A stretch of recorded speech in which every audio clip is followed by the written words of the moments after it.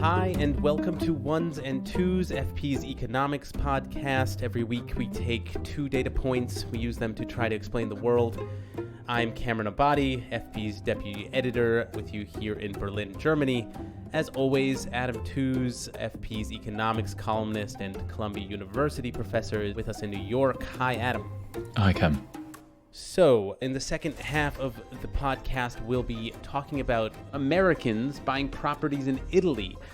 That may be driven by housing conditions in the United States. But first, the news data point for this week is 20. That is the number of years it's been since the US dollar has been as strong as it is right now. That's according to the US dollar index, which measures the value of the US dollar against a basket of other international currencies. Well, inflation may be soaring, but you know what else is soaring? The US dollar as well. Is that good? Should we be concerned? Well, we got a milestone in the currency markets today that we want to talk about. The euro hitting parity with the US dollar for the first time in 20 years. Today's fall marks the weakest that the euro has been since 2001. And it is raising fears of a recession in Europe. Obviously, people in the United States have all sorts of economic worries right now. Inflation tends to be the top word that people cite. But yeah, in this international context, actually, the US dollar obviously is very strong. And so I guess, Adam, as a first general question here, I mean, is the strong dollar that we have right now, is that a kind of goal of the Fed's current policy, or is it just a kind of unintentional byproduct? It's definitely not an objective. It's a side effect. And it's a side effect of the fact that the Fed is the world's leading central bank. And amongst the advanced economies, amongst its peers, it's been the first one to move aggressively to raise interest rates to stop inflation. The European Central Bank and the Bank of Japan, who are the other two major advanced economy peer central banks, have been relatively slow to raise interest rates. The US economy is, relatively speaking, stronger than the European economy. And in a bad situation as well, so if we shift from, as it were, the optimistic interpretation to the pessimistic one, people run into the dollar as a safe haven. So one way or the other, this is a side effect, essentially, of this uncertain conjuncture that we're in the global economy, with the Fed moving more rapidly than others. One reason we kind of know this is there's really good reason to believe that they would not be foolish enough to try and target the exchange rate, because central banks used to target exchange rates, and in the 1990s really quite comprehensively gave it up. So the last advanced economy central banks to really get into trouble targeting in exchange rates were the Italian and the British central banks in 1992. It's really difficult to do, because if you announce an exchange rate peg, you basically make yourself into a sitting duck for large-scale speculation. And there's kind of an unlimited amount of funds that can be mobilized against you in what's called a one-way bet. And so emerging markets as well, even though they have much more reason to try and target exchange rates because they're more dependent on borrowing in dollars, they're more heavily export dependent than the US economy. They also, since the 1990s, have moved away from any explicit effort to target exchange rates. I mean, so imperative is it to avoid this huge mistake of trying to target an exchange rate directly that either you abandon it and just allow your exchange rate to fluctuate, which is what most countries do nowadays, or you go the entirely other route, which is the European solution, which is to abolish the exchange rate by means of a currency union, which is what the Eurozone is. I mean, one way of explaining the Eurozone is precisely this learning in the 80s and 90s that attempting to explicitly target an exchange rate was a high road to nothing. In fact, it was a policy that would lead to disaster more often than not. But exchange rates mattered. So how did you escape this impasse? Well, what you did was you joined all of them together under a single central bank. Okay, so if the strong dollar is a product of international currency markets, I'm just curious if these currency markets work the same way that other markets do, whether they're subject to just the basic laws of supply and demand that we're all used to. I mean, so if the strong dollar indicates that there's more demand for dollars than there is supply, that leads to a kind of higher price for the dollar. Does that mean there will then eventually be an adjustment, the way there are in other markets, sort of more supply gets produced eventually, and that puts supply and demand back in equilibrium, so the price drops? Or do just currency markets work in a completely fundamentally different way? This is a really fundamental question, and it's surprisingly hard to answer in a way that isn't like extraordinarily technical. Part of the problem is that the concept of the stock of money is really slippery. So this idea that somehow if, the dollar is rising, it must mean it's scarce relative to demand, and so therefore, surely more dollars will somehow that's really not going to help us. So maybe a better way to think about it is to just imagine what happens on the currency markets, what's actually going on there, what transacts. And basically on the forex market, what happens is that people wanting to sell one currency to buy another meet people wanting to buy a currency and sell another, right? So people wanting dollars and wanting to sell euros meet people who want to buy euros and sell dollars. And yes, broadly speaking, the way in which the foreign exchange rate moves is determined between the balance of those two groups. And if there are more people wanting to buy dollars with euros on a given day than there are people wanting to sell dollars for euros, then what will happen is that the dollar value will generally rise. Now, will that unleash the kind of compensating, offsetting, equilibrating forces that standard economics would suggest? That's where things get really complicated. I mean, if you thought of international currency movements and the foreign exchange markets as driven by trade, which is, if you might think, the sort of kitchen sink way of thinking about this, that's why people want foreign currency to buy foreign goods, then there is a mechanism of equilibration, because as the dollar rises, so if people currently, why do they want dollars? Let's imagine it's because they want to buy American goods. And so they need to buy dollars to buy the American goods. As they do that, the dollar rises, those American goods become more expensive, so they want fewer of them, so demand for dollars goes down and the market balances itself out. And conversely, on the European side, as the dollar rises against the euro, you could infer that that means that fewer Americans want European goods than the other way around. And so therefore, the euro falls, and as the euro falls, those European goods become cheaper for American buyers, and so people eventually want more of those European goods. But even just spelling that out, it's perfectly obvious that that's not what's going on right now, right? Because Europe has a trade surplus with the United States. America has a huge trade deficit, and that clearly isn't what's driving the strength of the dollar. In fact, the strength of the dollar may be driving the deficit and not the other way around. So what's going on? The basic issue here is the scale of the foreign exchange market is just mind-blowing, right? So it's about $7 trillion a day in foreign currency changing hands. Now, the total value in a year of global trade is $28 trillion. So the ordinary turnover of foreign exchange markets in the world could cover all of the transactions that were necessary for foreign trade, if one, is allowed this very crude comparison, in 4 days of trading. And the other 51 weeks of the year, if we only traded 4 days of the week, you could just do everything else, which is what they do, right? The vast majority of foreign exchange transactions are not driven by trade. They're driven by financial flows in which balance sheets around the world economy are adjusted, in which people buy and sell dollars as ways of hedging against the risks on their balance sheets.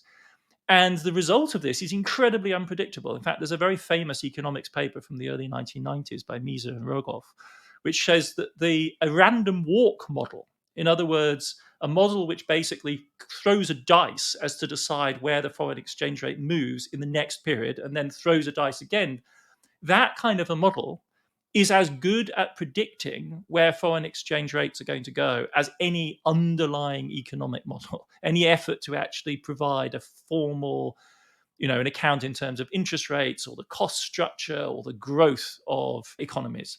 Now, unsurprisingly, 2 generations of economists have argued with this. And a softer version of that, I think, is now where we're at, which is that your chance of being able to predict the precise level of the exchange rate is as good as random. Like, you really don't have much hope of doing that. But at any given moment, can we say that the underlying forces make it more likely that the dollar will appreciate rather than depreciate?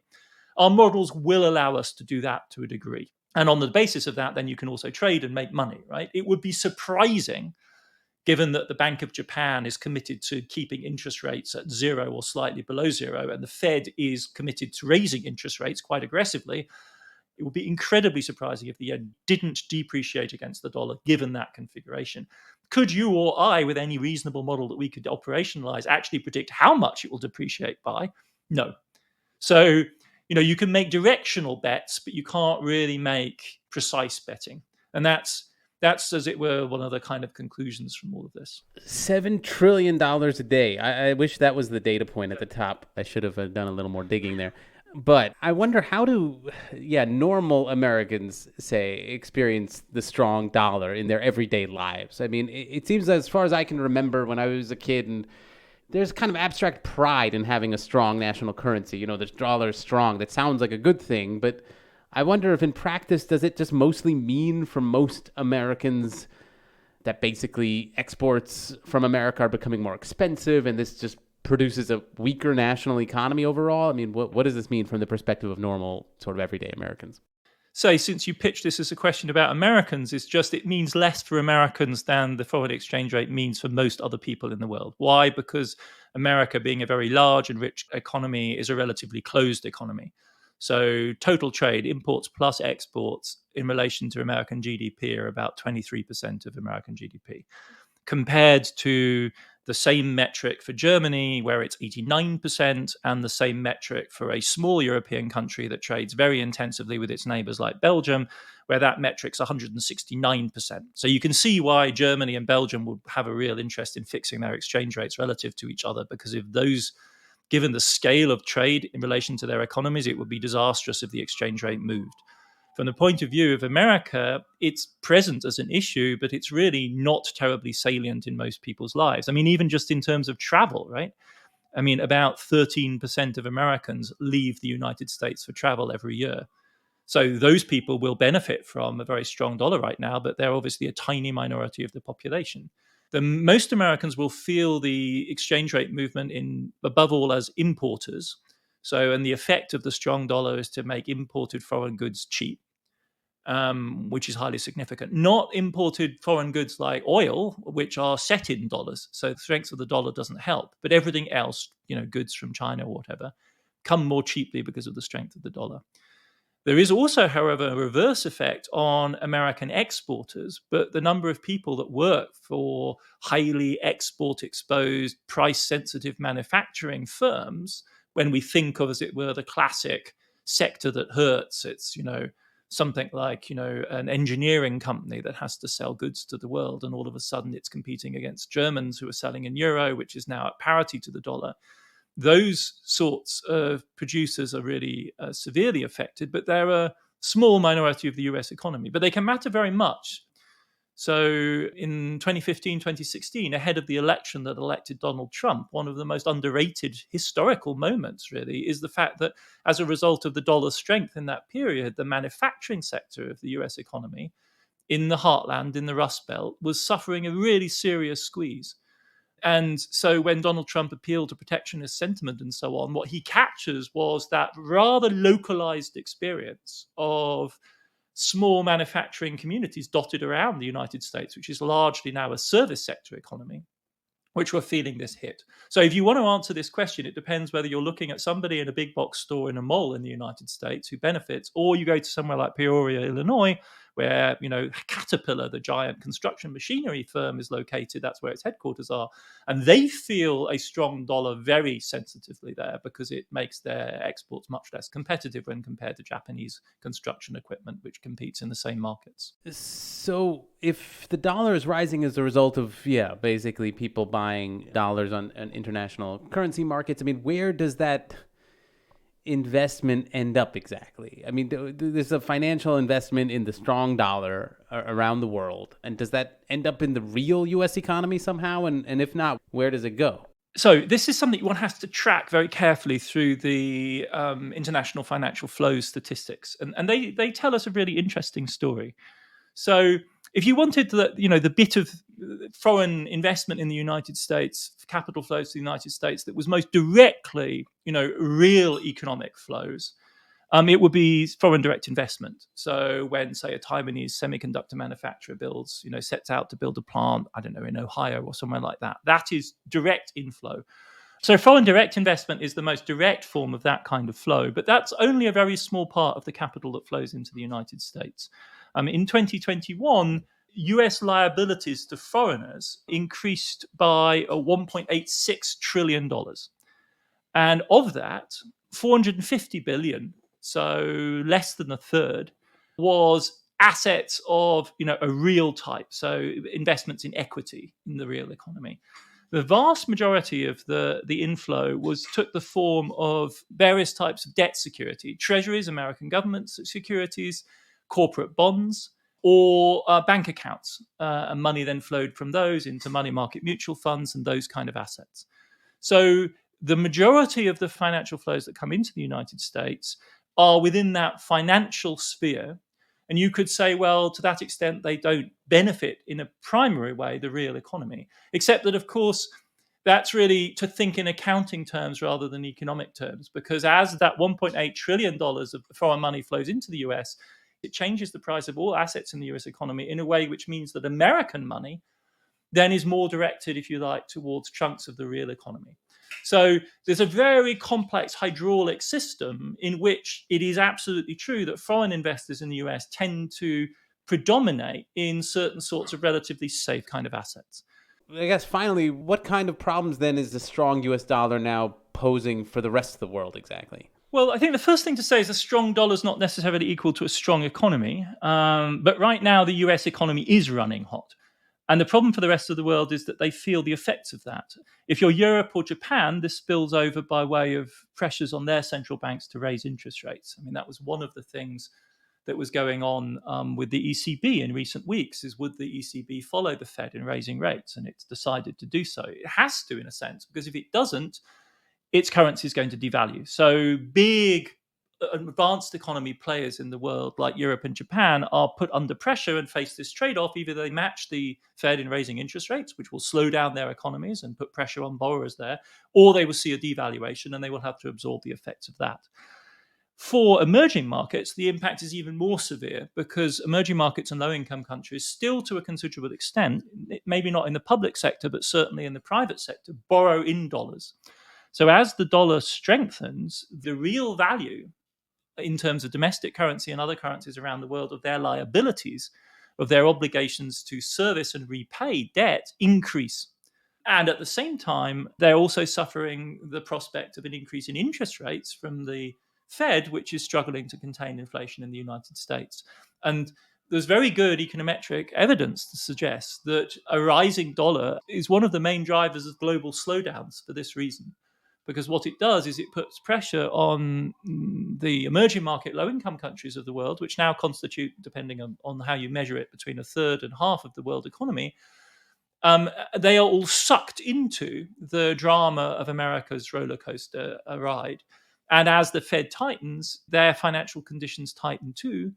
And their economies are, generally speaking, less well set up to withstand the pressures. And this is one of the reasons why, around the world now, there is concern about the impending risk of a emerging market low-income debt crisis. Okay. Adam, you've managed to persuade me both that currency markets are sort of more disconnected from real economies, but also more important than I previously had appreciated. So, yeah, we do need to leave it there for now, but we will be right back.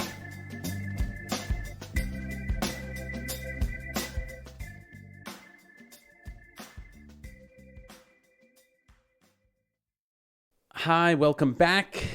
The next data point is 12.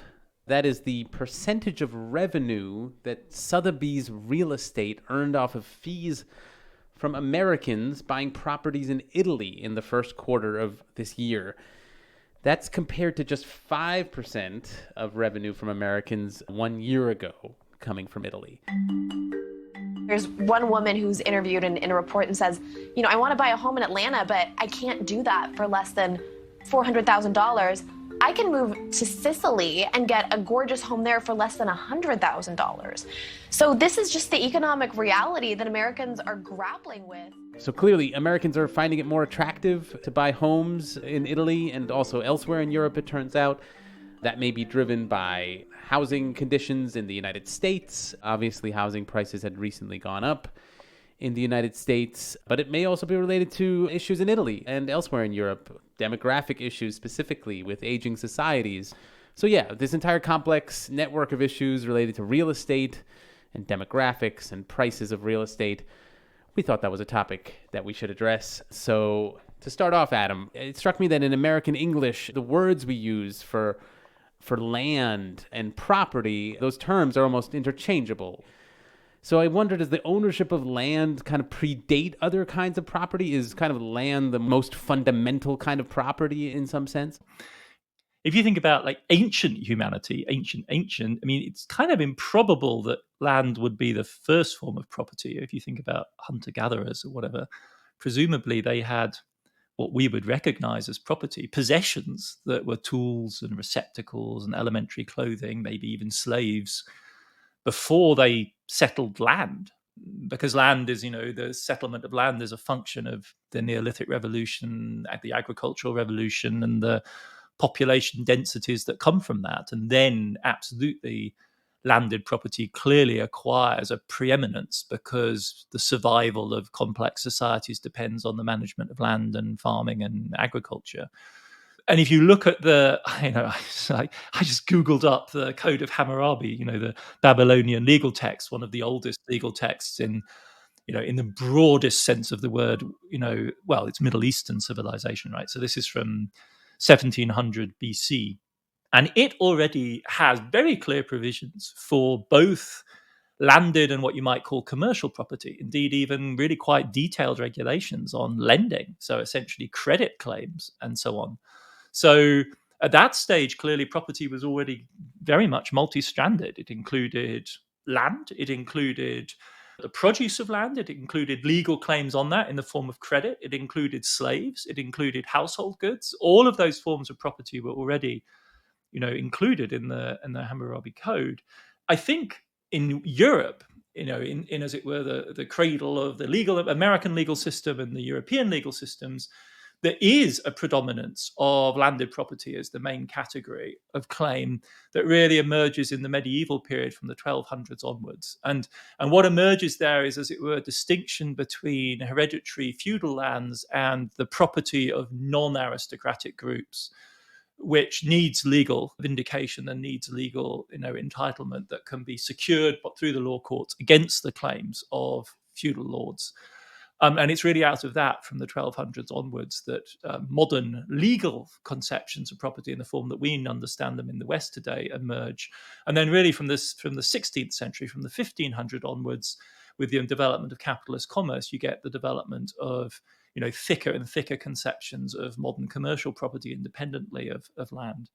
But if you kind of span that entire arc, one would have to say that possessions other than land come first, and then, as it were, with the agrarian settlement, land acquires this absolute preeminence, from which then the European legal codes begin to again release themselves in the 1500s, so that now real estate is just one category amongst a variety of different forms of property. It remains, however, still by far and away the largest single asset class. It's worth saying that. One imagines perhaps that finance and industry and so on have displaced real estate, but it's not true. The largest pool of assets in the world are still real estate linked.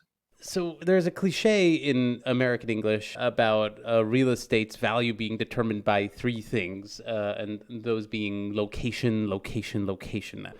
I wonder, though, if there are sort of other factors, outside of the location and the house itself, that disproportionately influence the value one way or the other of property or real estate. I think above all, it's income that matters here. So location matters in relation to income, and that's the fundamental variable. So property markets boom where you have rapid income growth, and in that kind of space, then say the Bay Area or London in Europe, it's only when you have very rapid income growth and credit piled on top of that that you can see this surging expansion of real estate prices. You could then add a kind of an attention economy element on top of that, in the sense that in the modern media sphere and by way of the internet and so on, as it were, the positioning of properties makes a huge difference. And there is, in fact, systematic evidence on the way in which photographers pose properties influences property prices that are actually realized. Zillow is, as you'd imagine, a very sensitive monitor of those kind of effects. I have to say, I don't know whether there's any evidence on, the presence of haunted houses or historical factors in determining prices. But the most basic demand and supply factor here is simply disposable income in relation to the scarce resource of real estate in particular locations. Yeah, I mean, I guess in terms of that scarcity, it strikes me that countries like the United States are always talking about their need for additional housing, but that's in terms that tend to exceed their population growth. So I wonder, what accounts for that mismatch? I mean, why isn't there more emphasis on, yeah, just recirculating existing housing, reusing what's already there? I think, actually, if you look across the United States, it really depends on which housing markets you're talking about. In the most overheated US markets, notably California has become absolutely notorious for this, and the Bay Area in particular. I mean, there's a critical failure to build new housing. And across America, but also in large parts of Europe as well, there is a significant shortfall in the construction of housing in the right places, by which we mean where people need to move because the labor market is hot. And matching labor markets to housing is one of the really critical structural issues for rapid economic development all over the world, because one of the perverse effects that we see is that in the dramatic hotspots of global economic growth, the real estate prices rise so rapidly that they offset the higher incomes that higher skilled workers can command in those kind of labor markets, which then diminishes the incentive for people to move to those zones of economic growth, and mean that ultimately it's landlords or landowners controlling the ultimate scarce factor, which is the space for a family home in the Bay Area, that reap the rewards of technological innovation. I mean, it goes all the way back to something like Ricardo's analysis of economic growth in Britain, and that it's the scarce factor that reaps the reward. And that, from the point of view of economic growth, is anything but desirable. You'd want to reward the talent of software engineers, not the people who happen to have inherited homes in the Bay Area. But if the landowners can drive prices up, then that means that those rewards to innovation and growth will be clawed back by essentially rather conservative groups. Because how do you generate that scarcity? Well, what you do is you manipulate local politics so as to make it virtually impossible to build high density housing in many of these kind of areas. So a politicized process that generates scarcity means that the rewards to innovative economic growth are distributed towards more conservative, status quo orientated groups. And this is in striking contrast to countries like Japan, which have a radically different model of housing construction. I mean, more permits were issued in the city of Tokyo alone for the construction of new housing in any given year than in all of California, because the Japanese, treat the housing stock more like a flow. It's something that rapidly depreciates, is torn down, and then rebuilt. And so this generates a much more manageable real estate market. Obviously, Japan has had its own issues with the real estate market in the 70s and 80s. It was a byword for excessive real estate prices. But certainly in recent decades, we've seen a completely different evolution in real estate prices in Japan compared to Tokyo, compared to other comparable cities. And in large part, that's driven by the scale of construction. So what about countries with declining populations, like Italy and Germany? These are places with aging populations. I mean, what is going to happen with all of the houses across those countries when just mathematically there aren't enough people to live in them? I mean, are these economically significant as stranded assets? Could this be a kind of problem in the works for these countries? I think it's some way away before the demographic factors really begin to bite in a meaningful way. I mean, that's an experience that will unfold over decades rather than in the short run. There are more immediate reasons for worrying, notably about German real estate and the surge in prices that we've seen in the last decade, and the pressures that are now going to hit the Eurozone economy. But if you're asking, do we have ways for thinking about declining populations and real estate and their impact on each other? I mean, we have plenty of experience in fact, both those countries. So in the Italian case, you have the huge migration of population, tens of millions of people in the decades after 1945, from the countryside to the cities in the course of the extraordinary economic growth that Italy went through between the end of World War II and the 1980s. And what that left behind was entire rural areas which were depopulated.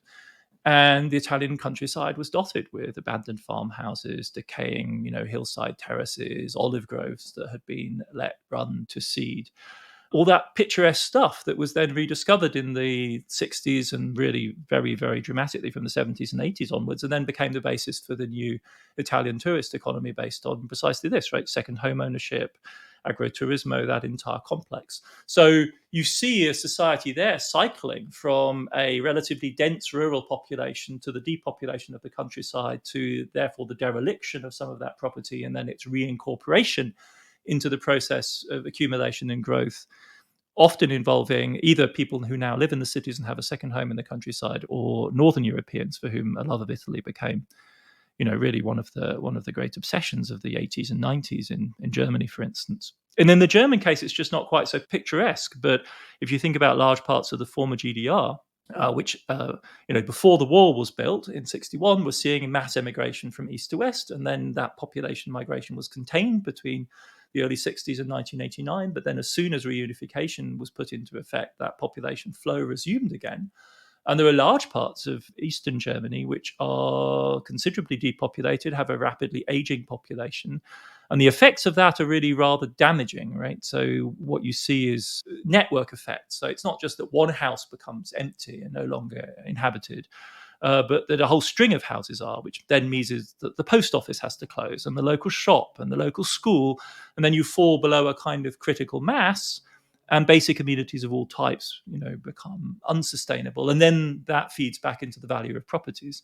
And of course, you don't need to go, as an American, speaking from an American point of view, as far as Europe to see this. You just need to look in any American inner city from the 1960s onwards, or in Detroit in the last 10 years, to see that kind of process of depopulation and dereliction and devaluation of assets playing out in rather dramatic form. I mean, the entire city of Detroit at one point looked as though it was going to become a stranded asset, right?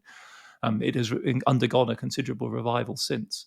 But those logics are very dramatic, can play out quite violently, really, in the destruction of values and, in fact, the destruction of livelihoods and homes, and literally the dereliction and ruin of entire places, which then, however, also opens them up again for reincorporation in perhaps the most optimistic scenario. Okay, so it sounds like the coming decades may offer some opportunities for investment in Italy or Germany, but there may also be this risk then of investing in a place that goes below that threshold, and then you're stuck in a place without post office or roads. Okay, but yeah, I guess finally I wanted to ask, I noticed that just generally Americans are so used to thinking of their housing as precisely as investments. And I was wondering if there are other economic relationships that it's possible to have with land. I mean, and what those would be. Would it be, as an object of consumption, or as a trust of some kind, or as the fulfillment of a basic right? I mean, which of these seem most apt to you, Adam? I think they all have a place. It was really fascinating to think about, actually. I mean, what would it mean to consume land? And I mean, I think what came to mind there was kind of slash and burn, economies, agricultures in colonial settings. You can't even really call them settler colonial, because the whole point is you don't really settle, not for more than a year or two of growing, where land is essentially regarded as abundant, as kind of recalcitrant, actually, not as an asset so much as something that needs to be subdued. Above all, it tends to be wooded, so you have to fell the trees, burn them down, plant whatever crops you're going to plant, and then move on. And great forests of the Pacific Northwest were destroyed like this in North America. Amazonia today is really very much on people's minds because of the acceleration of deforestation there under the Bolsonaro regime in Brazil. So that's, I think, kind of a vision of land being literally consumed. We do, you're right, I think of homes now as an investment, but how did they end up that way? Because it's not the obvious way necessarily of thinking about land. If you think about the older regimes of property rights in Europe, for instance, they are actually much more expansive, right? They incorporate the right of landowners to exercise legal privileges, a kind of mini sovereignty, up to and including to a form of ownership of the people who lived and worked on the land in the form of serfdom, for instance. And for land to become an asset, to be an investment, it had to be something you could sell.